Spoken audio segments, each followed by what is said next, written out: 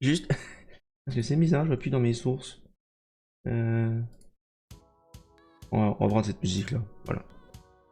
Bonjour, c'est Azure, c'est l'actualité du jeu vidéo du mercredi 5 juillet 2023 et on revient sur un truc, une première news assez rigolote, bah, je trouve.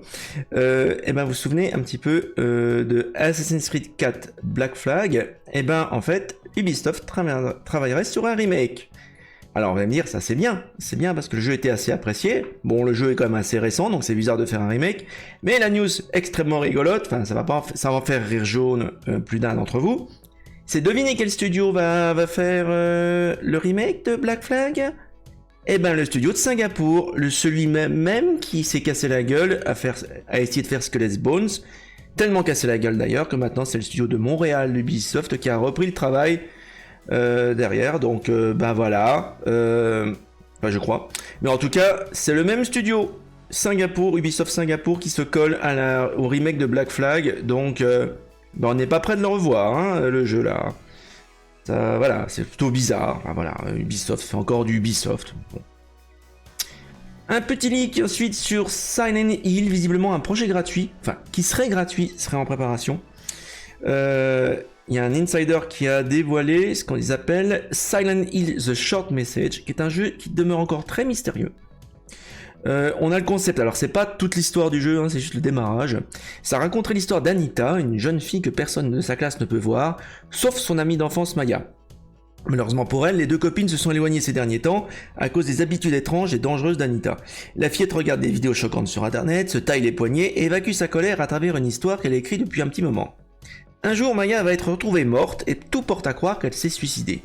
Anita, totalement bouleversée, va enquêter sur la mort de son amie, alors que les comptes de cette dernière sur les réseaux sociaux sont toujours actifs, même après sa disparition. Alors, d'après ça, ça serait une démo, en fait.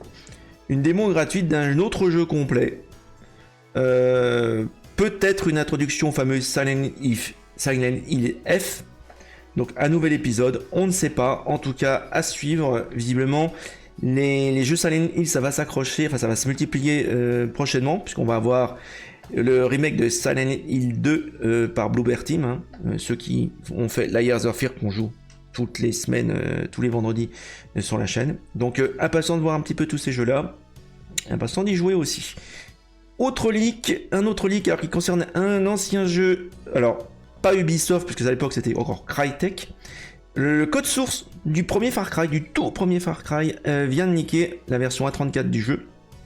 Ça veut dire que non seulement le code source du jeu lui-même, mais également du moteur graphique du premier moteur Crytek a leaké. Ça veut dire qu'on pourrait avoir des nouvelles comment dire, fonctionnalités sur le moteur. Donc voilà, c'est apparu sur l'Internet Archive de nulle part. C'est pas qui a mis ça là. Donc ça a l'air bien réel, hein, cette histoire-là. Donc intéressant de voir un ancien moteur leaké comme ça. On va voir ce que ça va donner. Donc moi, je pense que Crytek n'est pas trop content de ça, parce que c'est quand même leur moteur à eux. À l'époque, c'était un moteur qui était assez révolutionnaire, parce que c'était un des premiers moteurs où vous pouviez éditer en temps réel le contenu du jeu, alors que la plupart des moteurs, comme celui de Quake ou d'Unreal, nécessitaient une compilation, notamment pour la lumière et l'image. Là, on n'a pas besoin de compiler, vous voyez directement les résultats in-game. Donc c'était un moteur qui était assez cool pour l'époque. Franchement, quand il est sorti, je me souviens. Malheureusement, sur les PC modernes, Far Cry tourne pas très bien, donc ça serait bien qu'on ait un léger master du moteur et qu'il soit compatible. Pourquoi pas avec le ray tracing? Pourquoi pas une version RTX de Far Cry 1? Donc ça pourrait être très très intéressant.